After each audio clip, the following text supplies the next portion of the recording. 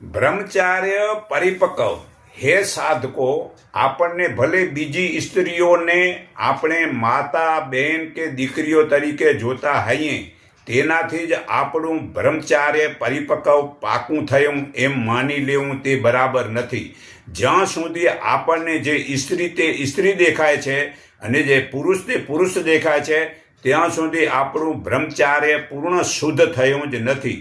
બ્રહ્મચાર્ય પરિપક્વ ત્યારે જ કહેવાય છે કે જ્યારે આપણને દરેક સ્ત્રી, પુરુષ, બાળક, વનસ્પતિ અને પશુ પક્ષી વગેરેમાં એક જ આપણો આત્મા દેખાય છે.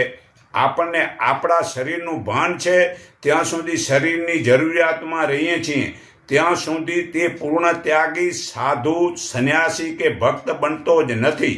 પરંતુ જે માર્ગ ઉપર ચાલવાવાળો સાધક છે, જ્યાં સુધી શરીર છે ત્યાં સુધી અહમ છે, અને અહમ છે ત્યાં સુધી અધૂરો છે.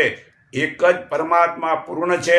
આત્માનું ઓજસ બનાવી તેથી પોતાના અને સર્વે જગતના લોકોનો રોગ મટશે તે મોટી સેવા છે. પારગત થવું તો જ જે છે ને આ ઓજસ શરીરમાંથી નીકળશે.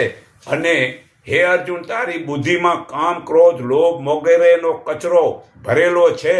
તે નામ, મંત્ર કે રૂપ જોવા, સાંભળવાથી કે પથ્થરની મૂર્તિને પૂજવાથી નહીં નીકળે.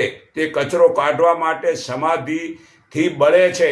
હે અર્જુન, સમાધિમાં સ્થિર થઈશ ત્યારે તું પરમાત્માના ફળને પામીશ. આ ગીતા અધ્યાય 2 શ્લોક 52-53 પુરાવો છે. હે અર્જુન, ધન યજ્ઞ કરતાં જ્ઞાન યજ્ઞ વધારે ઉત્તમ છે.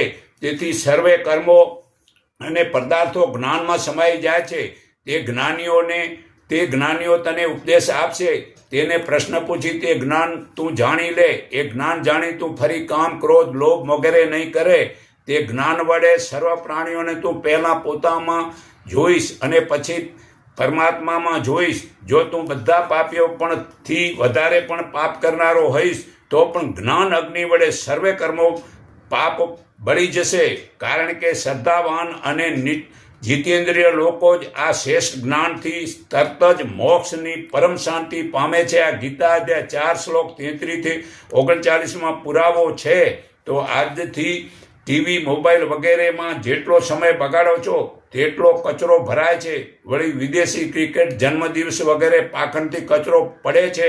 તો ધ્યાન વડે મતલબ કચરો કાઢવો છે. આવો મનુષ્ય અવતાર મળ્યો છે ને તો આ જ્ઞાન જીવનમાં ઉતારો. આ વિદેશી પાખંડ છોડો, વિદેશી વસ્તુ મતલબ ન ઉપયોગ કરો તો જ ભારત